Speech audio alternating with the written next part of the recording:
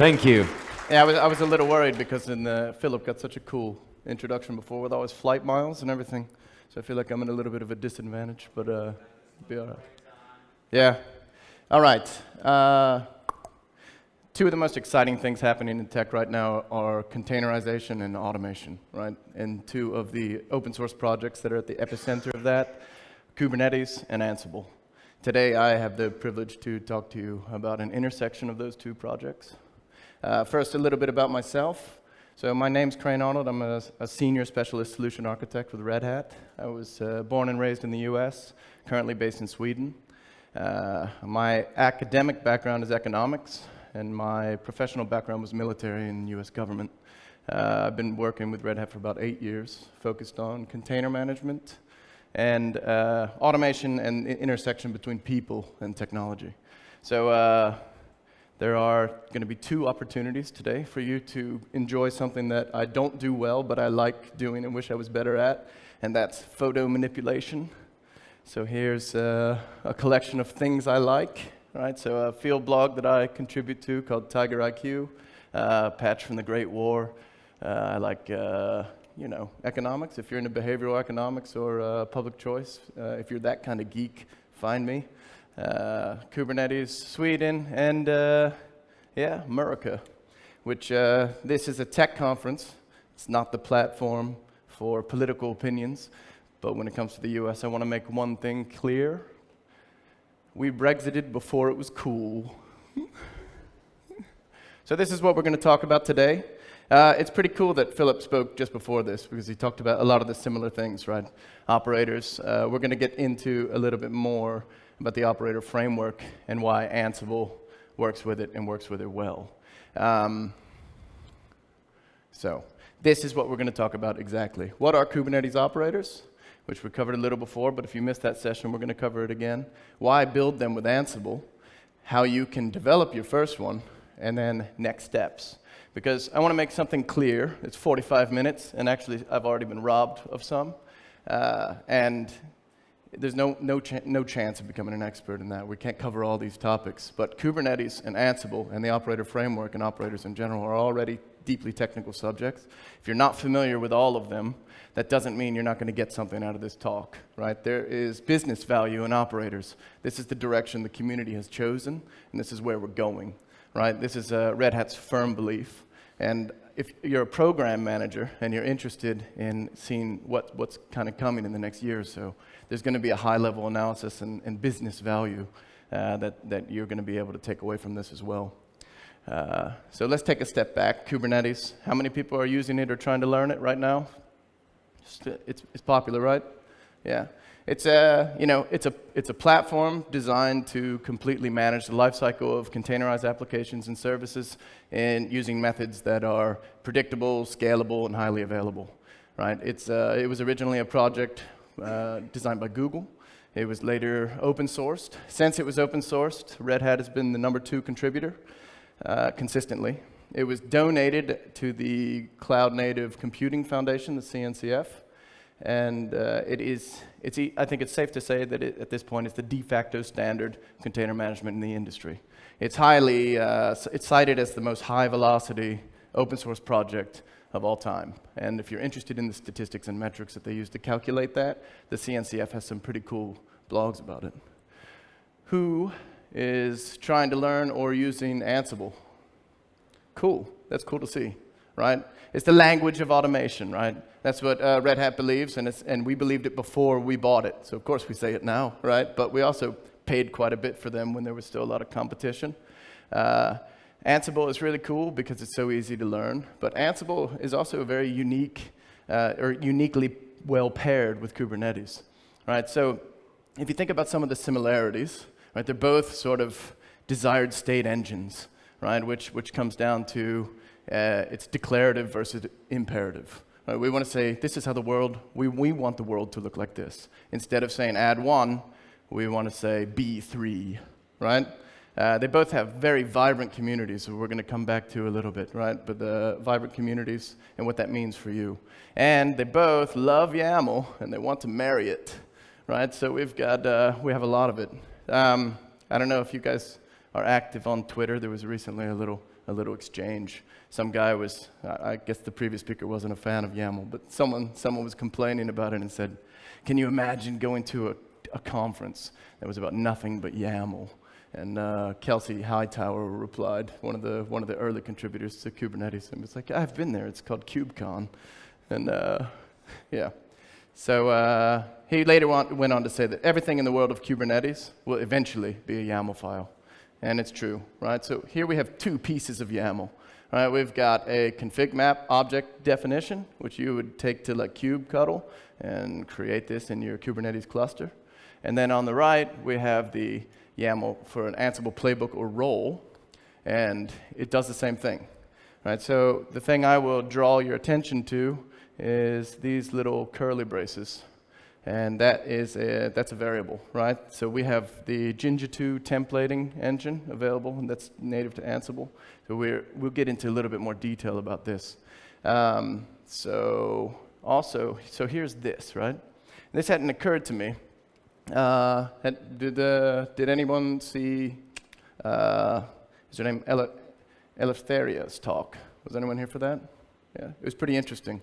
I like those talks because they talk about people who are getting started. And a lot of us have been doing this for a long time, and we forget that, right? So I had, when I was first getting started, I had a little trick I used to do.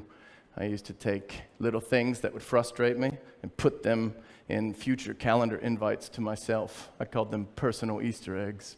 There's a longer blog about it on Tiger IQ, if anyone's interested in how that actually worked. But the thing that I learned the most was that those things 6 months later were always something that seemed very easy to me. And I remember showing one to a colleague who had more experience than me and said, everybody knows that, right? But 6 months ago, I was really frustrated and I was too scared to ask what it meant. So does everyone know what this actually means and why? Why Kates means Kubernetes, right? Okay. Internationalization was the first one of these that I know of, right? I-18N, and Kates, which is pronounced Kubernetes, K8S, right? So what they do is they take the first letter, K, and then they take the last letter, S, and then they count everything in between, U-B-E-R-T-N-E-T-S, 8, and they put the number of the numbers in between the two letters, and they mash it all together in Kates, right? So if you're ever at a cocktail party and someone asks for proof that engineers are lazy, this could be a little, a little story for you to tell. All right. So this is, we talked about that one variable. Jinja templating allows us to take an entire config, right, an entire YAML file, and variabilize it up as much as you want so you can reuse it. And this is what it would look like if you imported that. Okay? So what are Kubernetes operators? You know a little bit if you were in the last talk. So let's see here. This is something he mentioned, and this is basically the core of it. Kubernetes is really good at handling stateless, right? You're going to throw things up with replica sets. It doesn't care what it is. It doesn't care where it goes. Everything goes together, and it's stateless, and it's easy. Right? But stateful gets more complicated, and the reason stateful gets more complicated is generally because of human knowledge, right? So human knowledge is something that you know, specific to your app. If Kubernetes tried to solve those problems, it would lose its main feature, which is the fact that it moves quickly because it's simple. Right, it does things well, but you actually need to know something about your application in order to deploy it and maintain it correctly. So in November 2016, CoreOS, which later became part of Red Hat, released a blog post. And it was basically the first time the world had ever heard of operators. And they started that blog post by talking about something called a site reliability engineer. So these were people who were doing things manually and got tired of doing things manually, and started doing things in an automated fashion, putting their operational knowledge into code to make things happen, right? This is how they defined an operator in that blog post. An operator is an application-specific controller that extends the Kubernetes API to create, configure, and manage instances of complex stateful applications on behalf of a Kubernetes user. It builds upon the basic Kubernetes resource and controller concepts, but includes domain or application-specific knowledge to automate common tasks. So you'll notice it doesn't say anything about Go, and it doesn't say anything about how you build it. It talks about what it does, the problem it solves, right? And that's how operators started, right? And the first operators were really people, right? And then we started to put them in code. The It goes on to talk about a few other things, like, for example, first, one thing we always get when people start talking about this, when we start talking about operators, it's a criticism or a cynical comment. We're already trying to modernize our existing applications. Now you're telling us that we're going to build another application for every application, right? And it sounds bad when you say that, but the answer is yes. That is what we think that you should do, and that is the direction that we think the community is going. But we want to make sure that you don't make an error about the opportunity cost here, right? So the opportunity cost isn't you choosing to work on your existing app or choosing to work on the operator. The opportunity cost is this is work you're already doing. Right? There are people doing these things, and what we're saying is that you need to do it more efficiently and smarter. Now, we won't go into detail on this slide, but the idea is simple, right? If you wake up at 3 a.m. and run a playbook, if there was a way to tie that to a Kubernetes event, it's going to be faster, right? And there's things inside Kubernetes that do this already. So state replica sets and deployments, for example, they're already using the Kubernetes API to do things instead of communicating directly with. Yeah. So one could say that stateful sets or replica sets and deployments were the original Kubernetes operators. And this is probably my best work, so it doesn't get any better. Yeah. All right, so this is a controller pattern, the operator pattern. We're going to do this slide 3 times, and we're going to go into that box a little deeper each time. Right? So we've got the Kubernetes API, we've got the custom resource, and we've got your application. And then at a high level, this is what's going on here. Right? Something's watching for events, and then something is making this look like this. So the real world, desired state. When the real world changes from the desired state, we reconcile. And when the desired state changes, then we change the world to match the desired state. And that's called the reconciliation loop. So the thing is that a lot of this is written in Go. A lot of this requires a very deep understanding of the Kubernetes API and the deep understanding of your own application. And what Red Hat wants to do is make it easy. Right? So that's why we started the operator framework. So this was on a slide in Philip's deck. It was pretty quick. But this is how we're trying to address this problem, right? To bring more operators into the community from people who would otherwise not be able to do it. So the operator framework has 3 parts.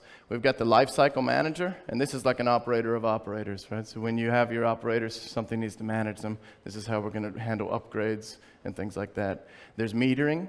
And metering is basically for you to be able to track what your operators are doing and enable you to do some more fine-grained reporting. Those are 2 things that are, they deserve a topic of their own. Today we're going to talk about this, the Operator SDK, and specifically the Ansible type of the Operator SDK. But all 3 of these pieces have a shared goal, and that is to make operators as simple as possible for you to create while you focus on the things that only you know and do best, which is adding the business value into an application.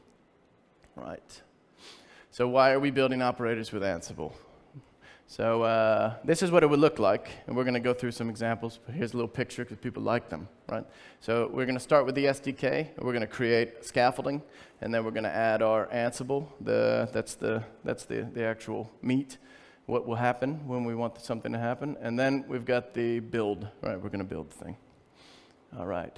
So the reason that I would say you should build an operator with Ansible is the same reason that I would suggest that you learn Ansible. There's 2 reasons, right? So the one is the vibrant community, right? So so when people talk about this, right, there's meetups and things like that. But if you think about a vibrant community and you're somebody who's sitting in a chair actually trying to solve problems, what's the first word that you think of when you think of a vibrant community? Why does that bring you value, right, as a user? Right? It's copy pasta, right? It's things that you can go, people who have solved problems that you have, and they've already solved them, and you can just go copy, right? I don't remember who said it. It wasn't me.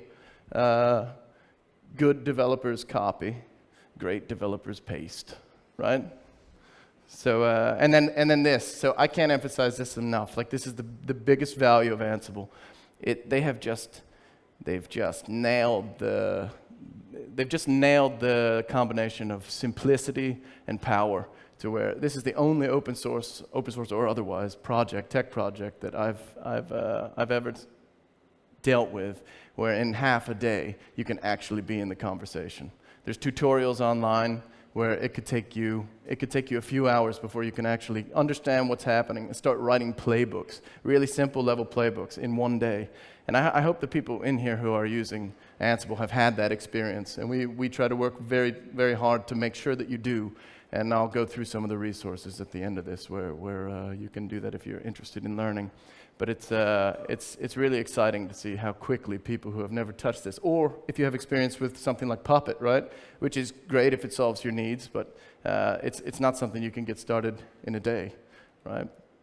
Okay, so we used to call this the operator maturity model, and we have changed that name to the operator capability level because maturity sort of had the connotation that if you were a 3, the next step was a 4, and that's not what this is about, right? We want you to make your application easier to deploy, and only you know your application. We talked a little bit about Helm in the last one. There's 3 things that you can use with the Operator SDK, 3 types: Helm, Ansible, and Go. Helm is a deployment tool, right? And so that's what you're going to get. We won't talk about this very much, but if you're someone who's already heavily invested in Helm and you want to continue using it, but you want to be able to create operators, we have a way for you to convert your Helm chart into an operator, right, with the SDK, but it's limited. Then you got Go. No surprise, right? It's no surprise that that's a first-class citizen. Kubernetes is written in Go. It'd be weird if Go couldn't do everything, right? And then you got Ansible. So if you had looked at this chart in March, we would have been about here, right? Red Hat has tried 3 times to make Ansible work with Kubernetes really well. K8s, the K8s module, is the final and really, really operational try at that. And the reason why it does what it does so well is because it uses so much raw YAML and templating that it talks to Kubernetes the way that Kubernetes wants to be talked to, right, through YAML. So now we have this all the way up to here, and you can do almost everything you can do with Ansible as you can with Go. I'll say there are, so something that comes up is raw performance. Some people say, well, you know, Python and Ansible, it can't be as fast as Go. And that's true, right? But we would like to emphasize, generally speaking, that it's not really a big differentiator with operators. Operators spend most of their time idle, and the performance isn't that big of a deal. But if it is, and you have a use case where it is, then we would like to talk to you, right? And I would take this moment to talk about the economic theory of value, right? So a long time ago, people were wondering about where value came from, and they were talking about it's clearly objective, right? This thing's valuable, this thing's not. Why is that? And then someone came up with something called the water-diamond paradox, right? And that is that if someone has a diamond in this room, right, it would be quite rational for us to trade all the water in this room for 1 diamond. Right? But if you go to a desert and you're dying, then you would trade a whole bag of diamonds for 1 glass of water, right? And that was the paradox, and no one could solve it until Carl Menger. And he came up and said, well, value is subjective, and it's all about the next unit at the margin and the subjective value to that individual, and that's determined by scarcity. And I say all that to say this project is new. So if you start as an early adopter, you will be scarce. So you'll never be more valuable than now if you want to join this upstream community. Right? This is the time where you can actually call somebody, call an engineer and say, we have this problem, and they'll actually listen to you, right? It's not always that you're going to get that. I mean, you're not going to get that level of interest from Kubernetes, right? There's also, I mean, if you're a Go developer and you choose to use Go, then the SDK supports that. This talk is more for people who want to use operators but don't have time to learn Go. So the barrier of entry is a lot lower, which is exactly what we're trying to do. There are a lot of low-level Go libraries that communicate with Kubernetes really well, and if you're already using Go, then you can do those. That's going to be usually the case where we see Go is better than Ansible. So, okay, so the second of 2 slides, we're drilling down a little more. Instead of just the reconciliation loop, we're taking it a little bit more specific. All right, CR, that's desired state, right? And then we got application, desired state, real world. Here's the reconciliation loop, but here is the Operator SDK binary. The previous discussion, he asked if anyone wanted to write operators in anything other than Go. I raised my hand. It is a little bit of a mixed truth because the Operator SDK binary is Go, so you're going to be using that, but you're just abstracted away from it. We'll drill into that in the next slide a little more. Here's the playbook or role, right? This is the thing that does what you want to be done, right? And then this is the watch file. We could consider this the glue, right? They're really, really simple. They're easy to see what they do. They're going to map a kind to a playbook or a role, right? Inside that, the SDK binary in here. So we have the watches file again, which we'll see some examples of. And then we've got Ansible Runner. So are people familiar with Ansible Runner? Is it? Sorry. No? Okay. Ansible Tower. Yeah. So Ansible Tower, when we bought Ansible, was not open source. The project to open source that and the upstream version of that is called AWX, right? AWX has a Django framework on it. If you take that away, headless AWX is called Ansible Runner. It's streamlined, it's efficient, it's in the image. This is how we run all the Ansible, right? Inside this SDK, you get some other cool stuff, and if you're into that, there's a lot of really cool engineering docs in the GitHub. Things like garbage collection using owner references, and caching, which is important, right? But you don't have to worry about that. All right, so we'll walk through how we would actually develop one of these. So the first thing that we would do is use the SDK. Now, if you're using this on your own computer, you're going to have your Go path all set up and things ready to go. We're going to use the Operator SDK to make a new memcached operator with this API version. The kind we're going to be dealing with is memcached, and the type is Ansible, because that's what the talk's about, right? All right, and then we put the Ansible in. So the Ansible goes in, and the watch file ties the Ansible to the kind. This is what an Ansible role file tree looks like. This one is what gets executed.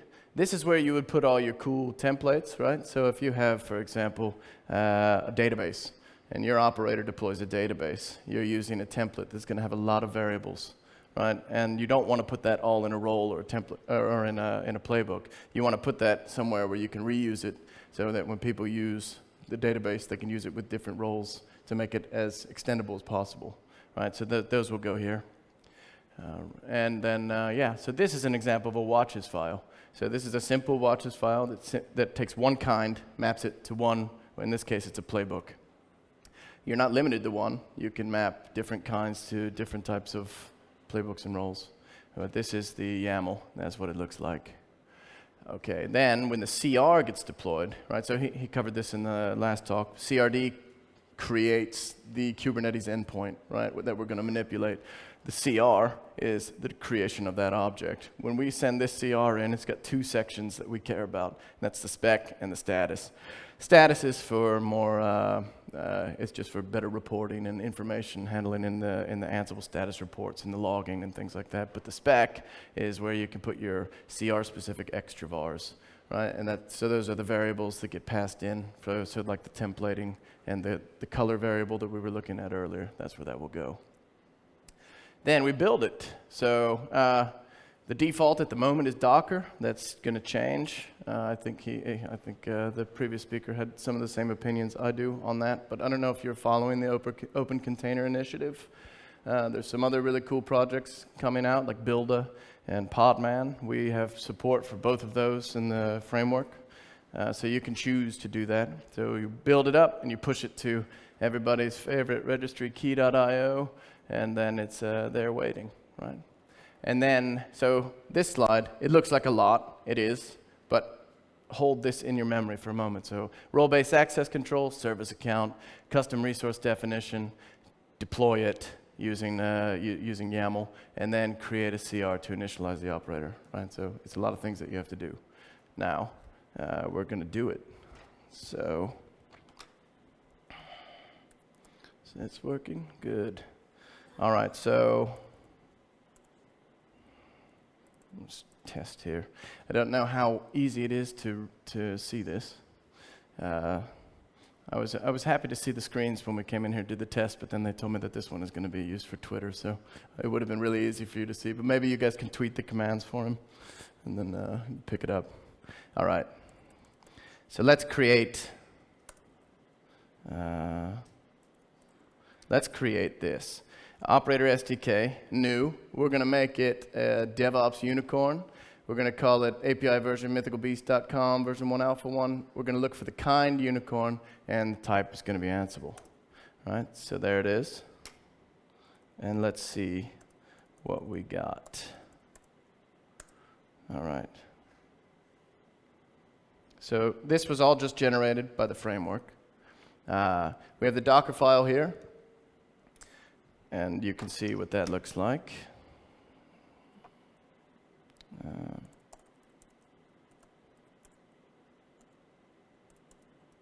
No.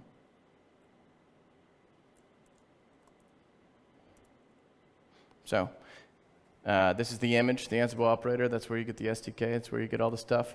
This is where you would lay modules that don't exist on here, right? If you were using something that wasn't in our base image. And this is where you copy your roles that you're going to put in this tree in a moment. Or playbook, if you were going to use playbooks instead.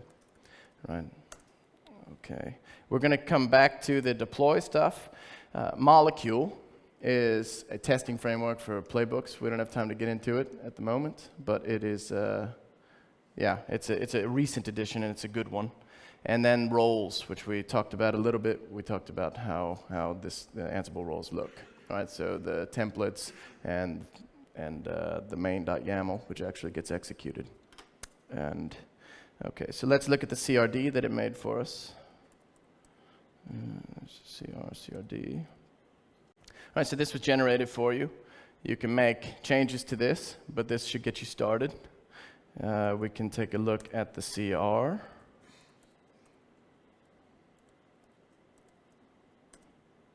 Right, so this is where you get that spec field generated for you. You put your key value pairs in here, and these come through as variables. And let's look, for example, at see here. Where's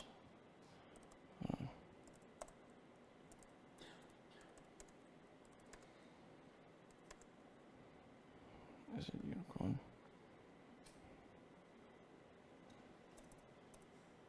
Sorry.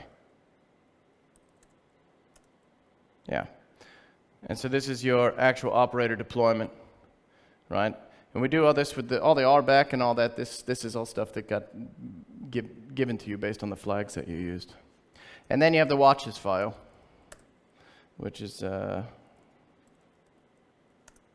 looks like this, right? And we could do several of these, but this one maps the kind of unicorn to the role unicorn. So when we see a CR that's of type unicorn, this role will get executed. Okay. All right. This is the main point of this talk. And this is, if you only pull one thing away from this, this is what we really want to focus on. Right? So this here, all this gray stuff, we've talked about. The Operator SDK binary with the reverse proxy and all the Go code, all the low-level Kubernetes API manipulation, right? That's there. Ansible Runner, upstream Ansible Tower, headless, working, quick, right? That's there. Ansible itself, including the K8s module and everything else that you might need to use, and Python and all the power that brings with Jinja templating and things like this. This bit in the gray box is free. Right? That comes with the SDK. You don't have to worry about that. Here's what you have to worry about. Playbooks, which it would be really, really cool, actually, if you already have them. Because if you already have these playbooks and you're using them to manipulate Kubernetes, then, and I think more and more people will soon, then we're talking about a day to really get something testable, right?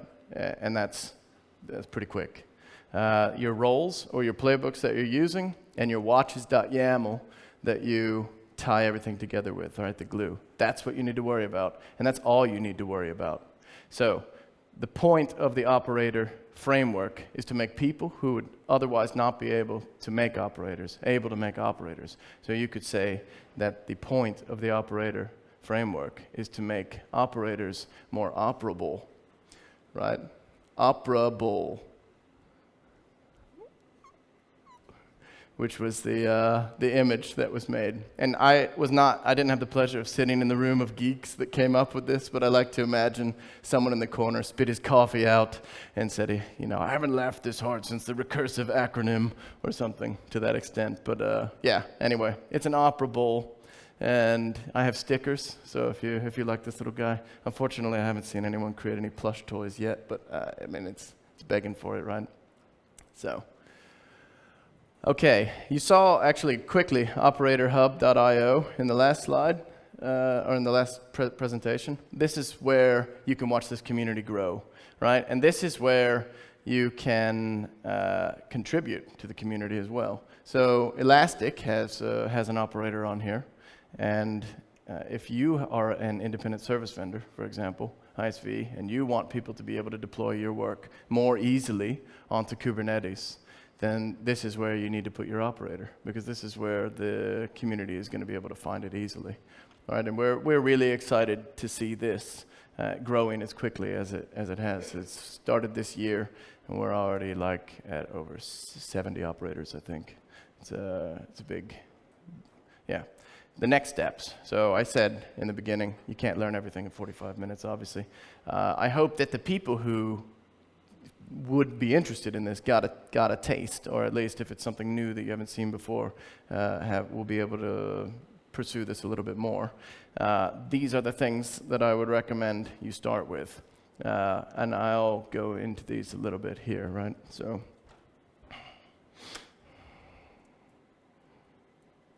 So getting started with Ansible, there's a lot of these, right? And this is going to link to a lot of things. This is a good place to start. You can start with Tower, start with Ansible community. We could talk about, you know, speaking of the community, we can go to the community page here, and you can see all the meetups that are happening. There's some in your area, almost guaranteed. And if there's not, and you start one, then people will come. It's a really active community. It's really fun to see. If you are ready to get into the code, then the Operator Framework has a Getting Started page. Right here then, yeah. This is a good place to get started if you want to look at some of the things that the people are writing, but it's not necessarily the most consumable. The most consumable, in my opinion, is going to be this, right? So we have invested a lot of time and money into making this as accessible as possible, not just from a framework perspective, right? So if I tell you, for example, let's say you have a playbook, you don't write Go, and you're interested in this, and I say, okay, well, let's do it. The first thing you need to do is set up your Go path, and you need to download Go, and you need to make sure the version's right, and then you need to clone the GitHub repo for the Operator Framework and run the code to build the binary, and then we can start, right? I've already lost 70% probably of like people who are casually interested in that if you don't already have Go set up on your computer. And we identified that as a risk, and we've created this.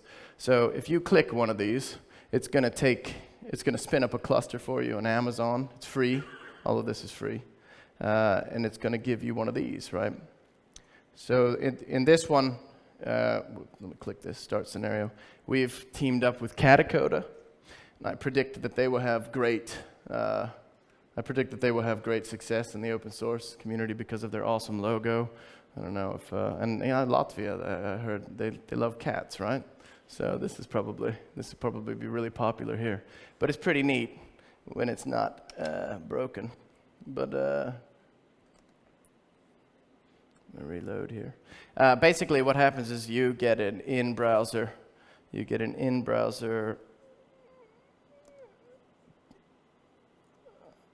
terminal and an ability to start playing with the operator that's being all set up for you. All right. So the Operator Framework is here, is working. We can do some of the things that we were doing before, right? So Operator Framework, SDK, -- help, right? Everything's set. right? You can start immediately. And you can start doing something even to this level, deploying McRouter. It'd be weird, maybe if you know what it is, maybe you do. Facebook wrote this. It's like a caching strategy operator to go in front of Memcache. There's some architectural discussions about how it works in here. You can do that, you can do etcd. There's a lot of these, right? So, and this is just the Ansible specific stuff. So here, you can see, right? Ansible refresher, if you've touched it, but maybe it's been a while, just to kind of get the idea of how it works. Kubernetes modules, talk about Kates, right? Ansible Operator overview, which is a kind of, it's a really good 30 minutes to spend, right? We talked about some of it in this talk, but doing it is always better, right? And then you got the McRouter, which is a little bit more of a little bit more comprehensive example of what you could do with an operator.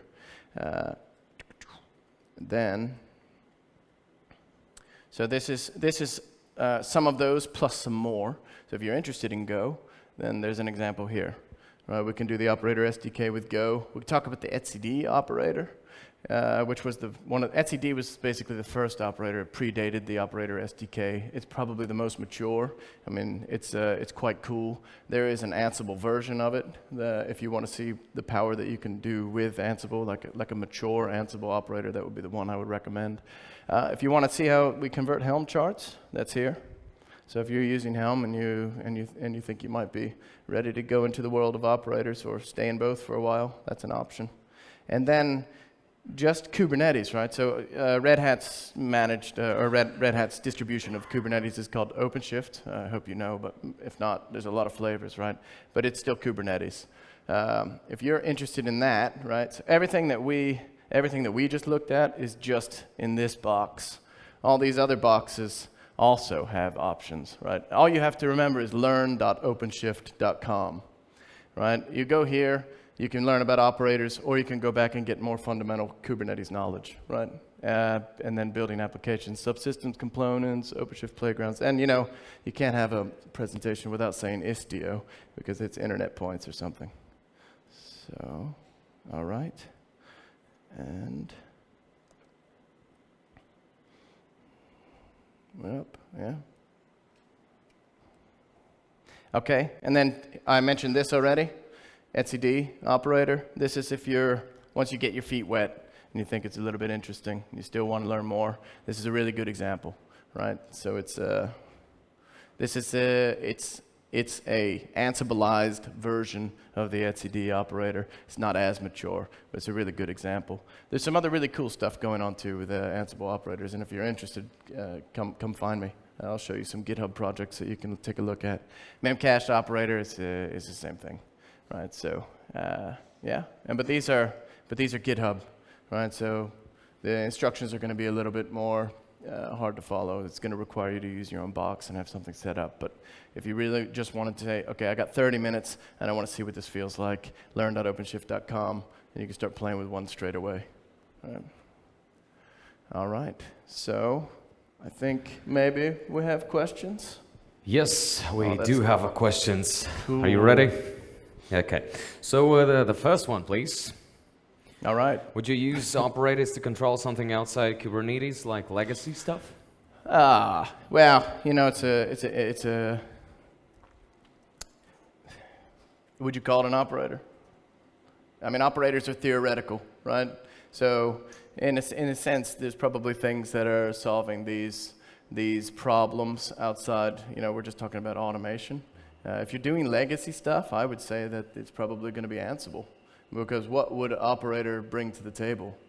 Like the point of an operator is to deploy it on Kubernetes and manage Kubernetes. So outside of Kubernetes, it's not really an operator anymore. So conceptually, I would say no, to be pedantic. But that's the cool thing about Ansible as well, right? Because Ansible will allow, legacy. We're talking about traditional data centers, right? So VMs, and you're going to have them for a long time. Most of us are. I don't think most people are anywhere near being fully cloud native, right? Even Kubernetes recognizes that, right? Because we've got container virtualization that's going to come, right? Kubernetes is going to support virtualization, so you can put databases and things in a traditional manner while still maintaining your Kubernetes clusters. So I would say that it wouldn't technically be an operator, but philosophically, it's automation, right? And you need to be doing it. So if you're doing something more than twice, then I'd say you're doing it wrong. If that answers the question. I don't know. You can only communicate with me through your thumbs, right? So it's like really inhuman. Well, that's just how it is now, 21st century. There we go. There's another one. Let's keep asking those questions. Okay, there's that kind of one. Is stuff on Operator Hub moderated? Can malware get in? So this will go back to it's not like Docker Hub. Right, so the operator stuff is you have to pass some code reviews, and this goes back to the whole thing about scarcity and early adoption. Right, if you're into this is the time to do it. So we've got teams that will help you do with code reviews and getting started. If you have an app that you want people to be able to deploy more easily on Kubernetes, and you want to put something in Operator Hub, we have like Operator Tiger teams at Red Hat that will assist you to make sure that your operator does what it's supposed to do and get into Operator Hub and to be able to get consumed by more people. So, I think question answered. Thank you. Maybe you want one more? From a human or from the Salt versus Ansible. Ansible, next. Perfect. I think we can say a big. I just one thing actually, real quick. So if you're interested in this and you want to learn more about Ansible, my colleague's going to be giving a lightning talk after lunch, so you should probably check that out. He's like me; we're in the same team, but he has a British accent, which makes him seem more credible, I think. So check it out. And otherwise. I appreciate the opportunity to speak, and thank you very much.